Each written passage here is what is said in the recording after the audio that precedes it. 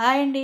Hi Godavari రుచులు ఛానల్‌కి స్వాగతం. ఈరోజు మనం గోదావరి ప్రాంతంలో ఎంతో ప్రాచుర్యం పొందిన ఉల్లి పకోడీ ఎలా తయారు చేసుకోవాలో చూద్దాం. దీనికి కావాల్సిన పదార్థాలు 4 ఉల్లిపాయలు, 4 పచ్చిమిర్చి, కొద్దిగా కట్ చేసుకున్న కొత్తిమీర, కొద్దిగా అల్లం వెల్లుల్లి పేస్టు, పావు కిలో శనగపిండి, కొద్దిగా ఉప్పు. ఇప్పుడు సన్నగా తరిగి పెట్టుకున్న ఉల్లిపాయ ముక్కలను ఒక పాత్రలో తీసుకుని దాంతో పాటు చిన్న చిన్న ముక్కలుగా కట్ చేసుకున్న పచ్చిమిర్చి, కట్ చేసి పెట్టుకున్న కొత్తిమీర, అల్లం వెల్లుల్లి పేస్టు, రుచికి సరిపడా ఉప్పు తీసుకుని ముందుగా పక్కన పెట్టుకున్న శనగపిండి కూడా యాడ్ చేసుకోవాలి. శనగపిండి యాడ్ చేసుకుని బాగా కలుపుకోవాలి.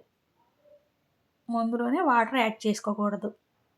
వాటర్ యాడ్ చేసుకోకుండా ఇలా బాగా కలుపుకోవాలి.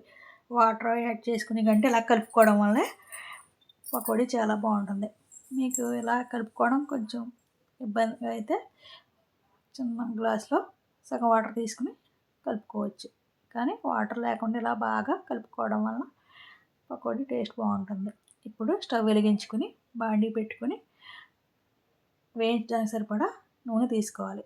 నూనె ఎక్కువ మోతాదులోనే తీసుకోవాలి.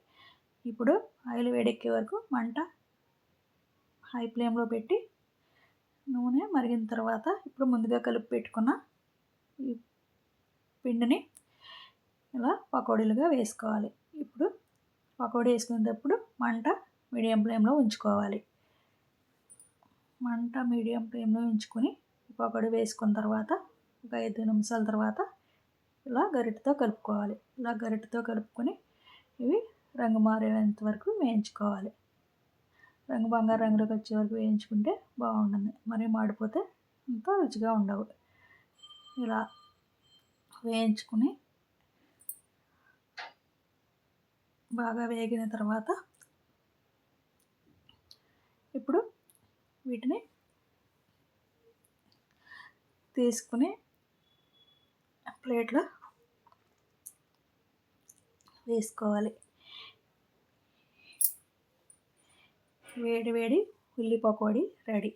వీటిని ఒట్టిగా తినొచ్చు, లేకపోతే ఇలా సాస్తో అయినా తినొచ్చు. స్నాక్స్గా పిల్లలు బాగా ఇష్టపడతారు. ఈ వంటకానికి మీకు నచ్చినట్లయితే ప్లీజ్ లైక్, షేర్, సబ్స్క్రైబ్.